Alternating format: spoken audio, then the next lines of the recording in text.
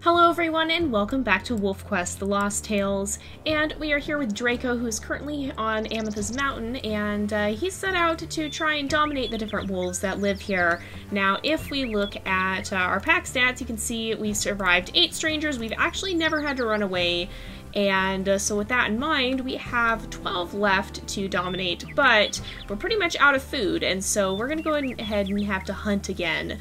Now I think we're actually going to move to the woods and try and dominate the pack up there on the mountain, which I believe is the Specimen Ridge pack. Now, reason being, oh, that's a fox. That's pretty cool. You run into these guys every now and then in this field. They do seem to be fairly common here. I mean, they're not common overall, but we tend to see them here quite often. But since we're moving on, we're not going to bother too much with him. We'll kind of just let him go. But we're going to head up here to the Specimen Ridge pack and try and dominate some of the wolves up there because Draco has seen that the ones down here seem pretty intent on defending their territory. I mean, he's seriously injured that one wolf several times, so I don't think they're going to be giving up any time soon. So instead we're going to head up here. I don't think we're going to go to the Druid pack. I'm pretty sure he is well aware of how dangerous they are and is going to keep his distance for now, though if he does manage to prove his strength, then perhaps in the end he will decide to try and take some of them on when he's a little bit closer to victory. We'll have to see. I'm tempted. I feel like it would be within the bounds of his character to do that, because I mean, if he's stubborn enough to try and carve out a territory for himself and he's confident enough to take on the other wolves, then maybe he would try to stand up to them, even if that does mean taking a failure. We'll have to see. But first things first, we need to make sure we hunt, because we're not going to do very well against stranger wolves if we don't have enough food to heal ourselves up afterwards, so we definitely need to make sure we manage to hunt. Hopefully this will go a little bit easier than the last hunt did, although perhaps not. These elk don't seem to want to turn very well either, so we're going to chase them off up this way. We'll bring down one elk up here. That seems to be about a good number for an episode, just bring down one at a time. And we do tend to find a lot of carcasses too, so that could be an interesting thing to survive purely off scavenging and not end up hunting elk at all. That'd be pretty interesting if that was something we ended up doing, but I don't know. We'll have to see. Maybe that'll be a challenge that we'll see at some point in the future. It all just depends. I'm definitely very curious about that now. No, okay, the elk are just being particularly finicky, I think. They're not really wanting to cooperate, so we're gonna just keep going here. This one's getting pretty low, so we're going to slow down just a little bit and regain her own stamina, and then kind of chase her again here. Get her a little bit closer, probably up until that field up there before we actually try and bring her down. That way she'll be fairly close to the territory. Oh, I think she senses what we're doing. No, she's turning around. We got to keep her moving in the right direction. But if we can get her up to that field, then that'll help us out quite a lot, because she'll be close enough for us to be able to eat from the carcass pretty well. Yeah, this is a reasonable distance from the wolf territory. But yeah, definitely some interesting ideas that could come from this, with the idea of doing a scavenger challenge. But the carcasses that do appear from time to time, which, you know, gameplay-wise they spawn in, but I can't imagine that it would be that unlikely that a few carcasses would end up laying around just from, for one thing, the other wolf packs, or from perhaps just sick animals or scavengers or whatnot that might have left their kills around. Usually coyotes and whatnot won't hunt elk, but I mean, if they happen to find a dying one, then they probably would finish it off. But that was actually part of the big problem that happened when the wolves in Yellowstone were eradicated. The coyotes couldn't control the elk population the way the wolves had. They couldn't keep the elk's numbers down, and so there was just a sudden explosion of elk, and they started overgrazing and damaging the ecosystem like that. Who's this? Specimen female. Alright, we're going to take her on and see if we can manage to chase her off. I don't recall her being too terribly tough, but she is definitely going to put up a bit of a fight, I think. I believe she'll fight until about 3/4 of her health. Oh, or not. She definitely gave in very quick. So this pack seems to be a lot less aggressive and, or I shouldn't say aggressive, I should say defensive. They're more willing to give up, it seems like, although There is a male here who I believe stands his ground a little bit more, but I feel Draco would find that to be a hopeful sign and would probably continue to poke around here. But yeah, so the elk in Yellowstone started to overgraze and damage the ecosystem that way because there was no predator, there was no major predator to take them down. So wolves are a very important part of the ecosystem in that without them, the other predators just can't keep up. Wolf packs need a lot of food to sustain them, and for example, cougars aren't going to be bringing down that many. They're going to maybe take down a few elk or deer, but they're not going to be bringing them down in that number because they're mostly solitary and patrol large areas rather than the larger wolf packs that would have the same area. Oh, here's the specimen male. He's a little tougher if I recall. And then, of course, bears are not so much hunters in most cases. They're more scavengers, and they're also omnivores, so they're not only going to be eating meat, they're going to be eating berries, roots, whatever they can find, really. This guy is pretty tough, but I don't think he's still quite as strong as the other one that we faced in the other territory. Yeah, he's going to give in. He's a little bit smarter, a little bit less reckless than the wolf in the other territory, it seems. But yeah, so there's just not really a predator that can fill the wolf's role in the same way that they do. The coyotes are too small, so while they might manage a successful hunt of larger animals every now and then, it's not going to be nearly the volume that wolves would have. They're not going to be bringing down nearly as many elk, and they're probably going to be hunting more smaller prey like the hares that run around from time to time. So they're just not going to be as effective at controlling the elk population or whatever, and so the elk population completely exploded when the wolves were gone and just took over pretty much, and it's come down significantly since wolves were reintroduced.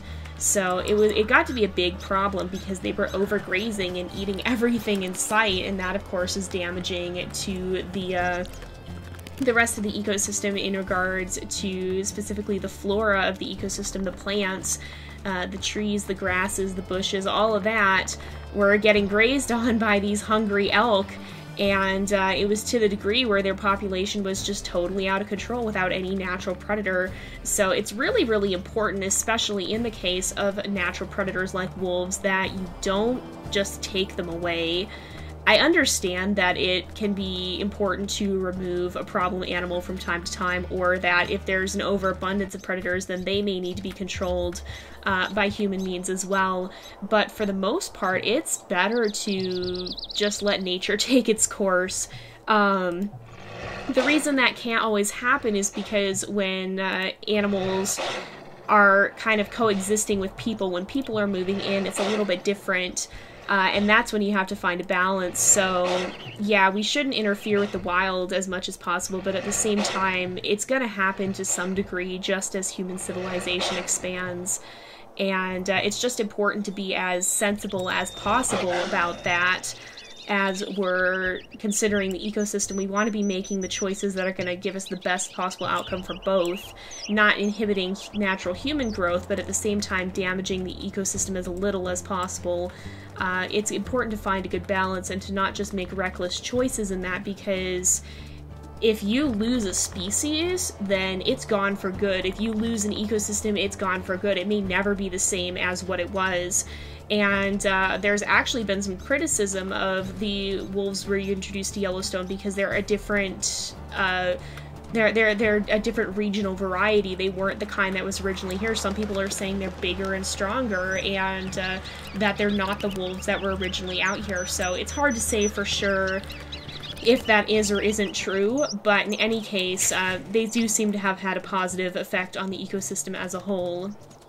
But, I mean, we probably have lost the original Yellowstone wolf at this point. We're probably never going to get that animal back. We have lost a genetic pool that's not coming back at this point. And I mean, back then, yeah, okay, people didn't understand. But now that we do understand, it's that much more important that we're taking care of the ecosystem and being really, really careful with how we treat it. Yeah, it's important for us to be able to live out our lives as humans, but we have to be considerate of the other species that we share this planet with, and try and do things in a constructive way to whatever degree is possible. possible and not just go rampaging through the ecosystem and destroying it. Now, with that said, I mean, there are times when sometimes humans have to intervene, especially in areas where the natural state of things has been altered by human activity. I used to be anti-hunting. Oh! We actually have a dispersal female. How interesting. And she has... I don't know. I'm a little bit leery of her because she has the typical druid coloration and Draco is a druid descendant. Well, we'll see. That may not be exclusively a druid coloration. I don't know, though. It seems likely. I have a feeling... I don't know. May or may not be. It's hard to say. I think, you know what? She's far enough away that I think we're gonna say perhaps it's just a coincidence here. Typically that is, a druid coloration, but I mean, she's not down by the druid pack. She's up here on the mountain.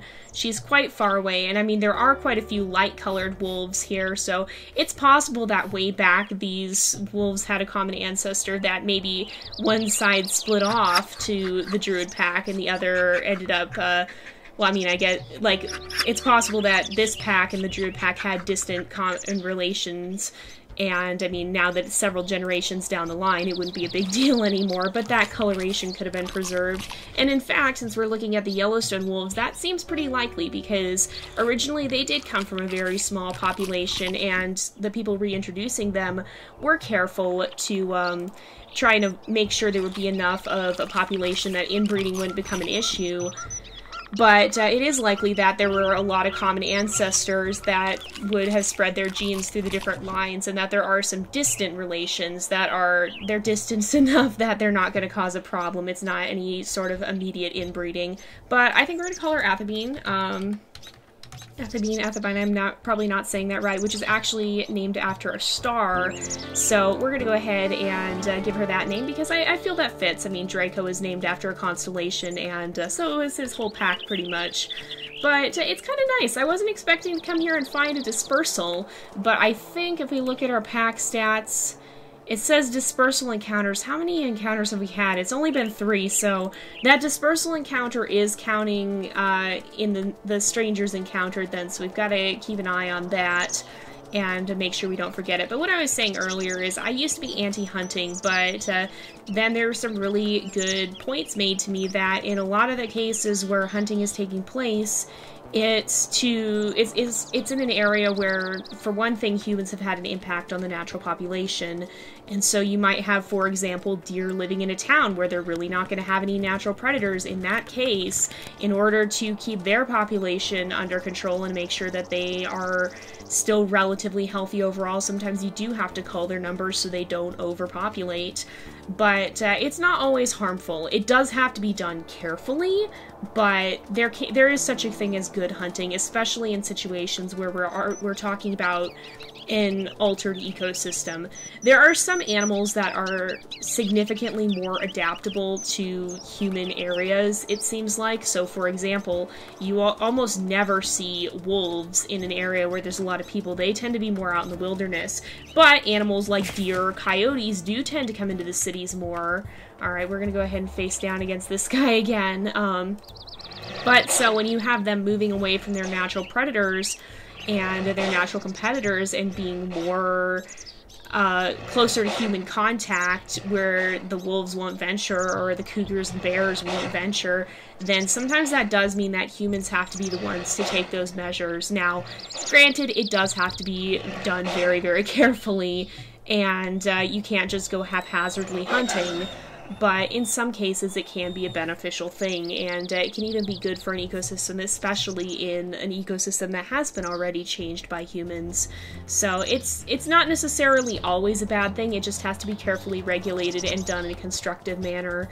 So I used to be anti-hunting, but I had a very good conversation, and they changed my mind about it. And that was in a live stream a long time ago. If any of you guys have seen my Tale of Two Siblings series that I did with my friend Song, it was actually her dad who we got talking about this, and so there's a live stream where we played Meadow a while ago, if you guys want to go back and look it up, where we had that discussion. That was where I first heard that counter argument, and I think it makes a lot of sense. I think it does make sense. I mean, again, you do have to be careful. You can't just go about this in a haphazard manner, but I think there are situations when hunting can be a constructive thing. So, it's definitely, it's a tricky situation for sure. It's difficult to balance. And I'm sure there's still a lot that we're getting wrong because science is forever advancing. I mean, there's always things we don't know, and I'm pretty sure there always will be things we don't know. I don't think it's possible for us to learn everything there is to know about every single topic. So I feel that we're always going to be discovering new ways that we can do things better, and that we can manage the ecosystems in a good way. I think we're always going to be uncovering better ways of doing that for as long as mankind is here. And I think, you know, we look back at the mistakes of the past and we learn from them, but at the same time we have to recognize that people then didn't know what we know now. So I've heard it said, those who forget history are doomed to repeat it, and I think that's a great saying. I think it makes a lot of sense. But at the same time, it's important to not just chastise our predecessors and to not go, oh, that was so terrible, because a lot of the time they just legitimately did not know what they were doing. The people who came here and originally hunted the wolves in Yellowstone didn't think about the fact that it was going to have an effect on the ecosystem. They didn't even know. They saw that after, when the effects actually happened. They tried to eliminate the wolves because they wanted the prey species to abound, and because there were ranchers who were worried about the wolves preying on their sheep and whatnot. And so to them, it seemed like a good idea. Of course, we know now that it had a really negative effect. And so it's important to be understanding of the people of the past, and to know that a lot of the time they just didn't know the things that we know today. So whenever we look back on the past, whether it be our past or the things we're doing now that someday someone will look back on in the future, we're all still learning, and I think that's the important part. We don't want to forget our past. We don't want to forget the mistakes that have been made. Oh, hey, it's raining. That came on suddenly. But yeah, we don't want to forget the mistakes of the past, but we also don't want to, like, what am I trying to say? We also don't want to just berate the people of the past for that, or to say, oh, they were terrible because of that. A lot of the time they were doing what they thought was best, and they just didn't know. So you got to be sensitive about that in any case where you're dealing with this. Just continue on, grow, learn from the things we've done wrong and do them better in the future. Try to make things right wherever possible. So that's just my take on all of this, but that's what I feel makes sense to me. In any case, the important thing is that we do take care of the ecosystem. But what I was saying earlier is that one thing that can be a problem is actually coy wolves. Coy wolves but basically a coy wolf is a cross between a coyote and a wolf. They can happen sometimes when, because normally wolves and coyotes are natural predators. Why am I going all the way down here? But not natural predators, excuse me, but natural enemies. But in situations where there's either enough food or low selection of mates, there is a possibility that a wolf and a coyote could come together as mates. And that's when you get a coy wolf. Now, the bad thing about coy wolves is that they kind of combine the most problematic traits of both species when it comes to humans. Oh, hey, there's a bear here. We're going to chase it off. So basically, they are very adaptable, much like the coyotes. They are not super afraid of civilization like wolves are. They'll come close, they'll come even into the cities, but at the same time they're larger animals, they're more powerful animals, they're stronger like the wolves they're descended from. And so when you have coy wolves, you have a stronger, bigger predator that's not as afraid of humans, and it's coming into cities. That can be a problem. It's definitely something that can be not a good thing. And so it's just really important to be aware and to try to consider the best situation, or the best possible situations and outcomes whenever you're looking at something like that. So with the coyotes or the coy wolves that are coming into cities, sometimes they can become problem animals because they're not afraid, and so sometimes then measures do have to be taken, and sometimes that does mean that you have to remove a problem animal. But you have to be cautious about how you do that, but sometimes that is the case. Or, for example, in my town right now, we've had bobcats, and they've been coming into the town. They've been attacking people's pets. We had a bobcat that came into someone's house and attacked their pet.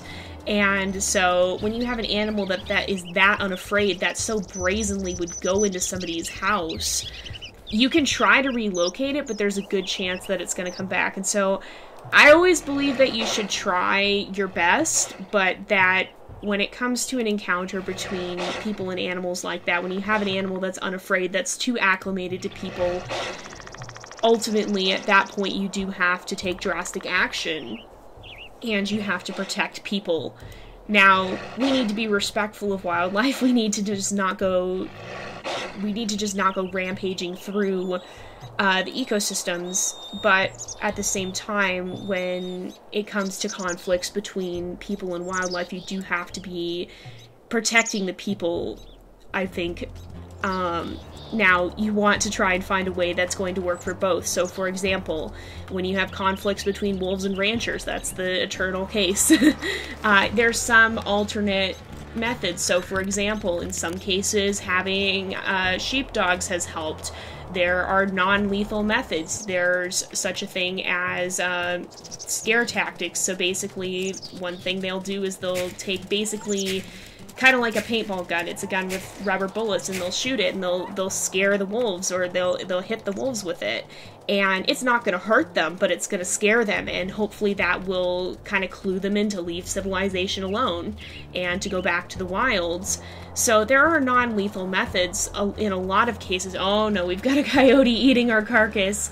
But when you do have a situation where people are in danger or their pets are in danger, sometimes you do have to accept that there may not be a good compromise, or there may not be time to make a good compromise, and unfortunately, sometimes that means that drastic measures have to be taken. So a little bit of a heavier talk today, and I don't know if you guys mind that. I don't know if you guys like me focusing more on the story, or if you like these subjects that I discuss, and I would love to hear you guys weigh in on this issue too, and what you guys think about this. Do we want to put people first? Do we want to put wildlife first? What do you guys think when it comes down to conflict where there's not a compromise? What do you guys think is important with that? I would love to hear your perspectives on that too. But it is about time to wrap up the episode, so we're going to go ahead and do that. So thank you guys so much for watching. I hope you've enjoyed the episode. Don't forget to like and subscribe, and I will see you guys next time. But until then, this is Jay, over and out.